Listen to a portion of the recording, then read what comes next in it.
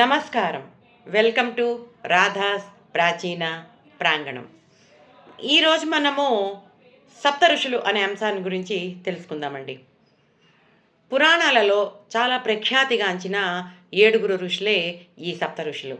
వీరు భగవంతుడి యొక్క దర్శనాన్ని, దివ్య దర్శనాన్ని ప్రత్యక్షంగా అనుభవించినటువంటి వారు. అలాగే వీరు ధర్మాన్ని స్థాపించటానికి, జ్ఞానాన్ని పంచటానికి, శాస్త్రాలను రూపొందించడానికి నియమితులయ్యారు. ఈ సప్త ఋషులలో మొదటివాడైనటువంటి అత్రి మహర్షి. ఈయన చంద్రుడి యొక్క తండ్రి, అలాగే దత్తాత్రేయుడి యొక్క ప్రాణదాత, అంటే జన్మదాత అని చెప్పాలన్నమాట. దత్తాత్రేయుడికి తండ్రి. అలాగే ఈయన భార్య అనసూయాదేవితో కలిసి ఈయన తపస్సు చేసి ఎన్నో వరాలని, శక్తులని పొందారండి. భరద్వాజ మహర్షి. ఈయన అద్భుతమైన వైదిక జ్ఞానాన్ని కలిగి ఉన్నవాడు.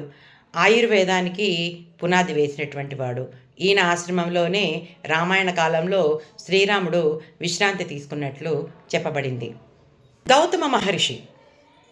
తన భార్య అయిన అహల్యతో పాటు ఈయన ఋషిత్వం పొందినటువంటి వారు. అలాగే అశ్మగిరిని ఒక నదిలాగా, తల్లి నదిలాగా మార్చినటువంటి వారు. జమదగ్ని మహర్షి. ఈయన వశిష్ఠ, విశ్వామిత్ర ఋషులతోటి సమానమైన ఋషి. పరశురాముడి యొక్క తండ్రి. క్షత్రియ దుర్నీతులను సంహరించడానికి తన కొడుకుకి, అంటే విశ్వామిత్రుడికి మార్గదర్శమైన వాడు. కశ్యప మహర్షి. ఈయన సమస్తమైన దేవతలు, నాగులు, గంధర్వులు మొదలైన వారికి మూలపురుషుడు. అంతేకాకుండా విభిన్నమైన ప్రజా సృష్టికి మూలకారకుడు. వీరందరూ కూడా నిరంతరము ధర్మ ప్రచారానికి కృషి చేసిన వారే. వేదాలు, ఉపనిషత్తులు, పురాణాలు మనకి అందించినటువంటి వారు.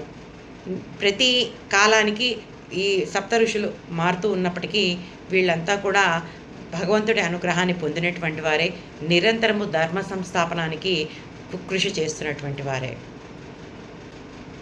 ఈ రోజున వీళ్ళందరినీ తలుచుకోవటం నాకెంతో సంతోషంగా ఉందండి. సెలవు.